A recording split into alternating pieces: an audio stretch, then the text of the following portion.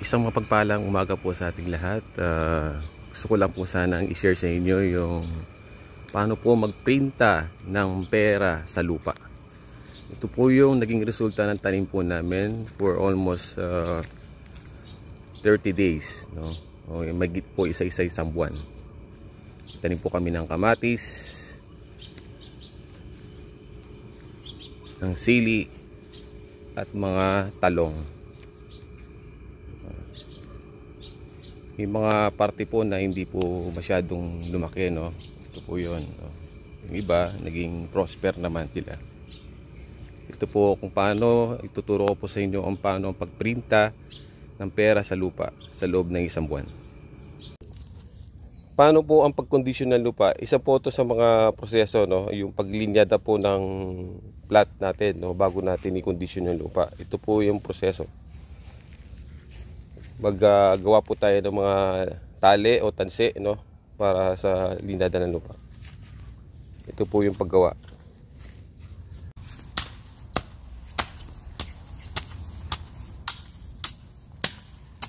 Itong mabagitan po ng linyada na to, makukuha po natin ang right distance, no, at ang sukat ng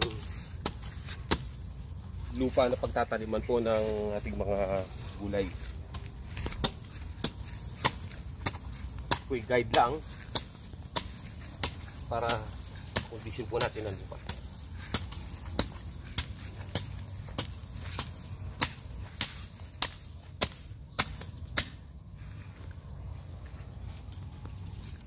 Next po, alisin natin para gambulin po natin, no, isa-isa. Alisin natin yung mga damo.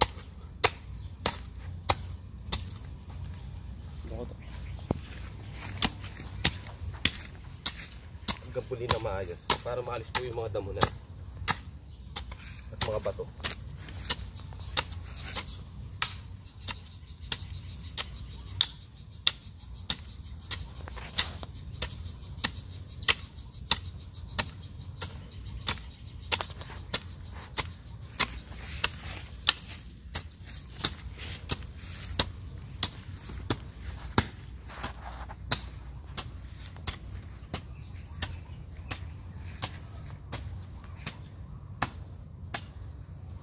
Next po yan ay linis. Ito po yung tamang paglinis at pagkondisyon ng lupa. Tapos nating mabungkal. Alisin po natin yung mga damo.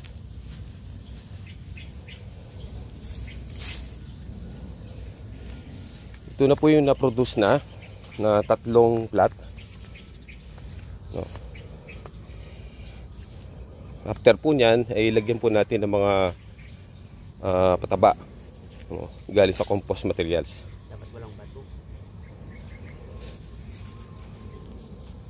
Ngayon, hanap po tayo ng mga compost materials, no, galing po sa mga pinatuyong mga dahon ng mga alaman, mga puno, at ihahalo po natin dun sa mga plot natin.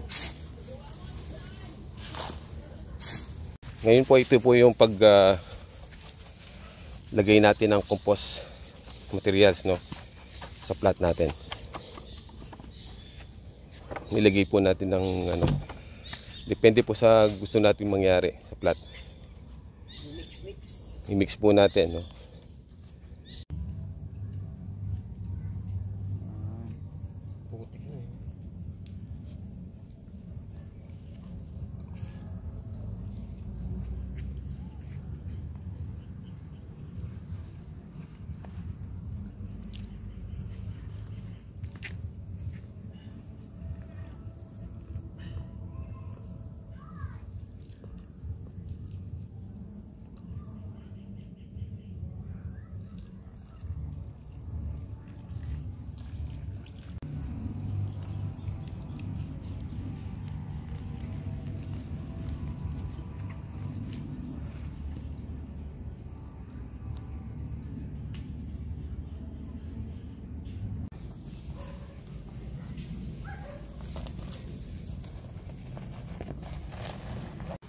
Ito na po sila ngayon at ito yung naging resulta. Namunga na. yung kamatis. Maraming salamat po.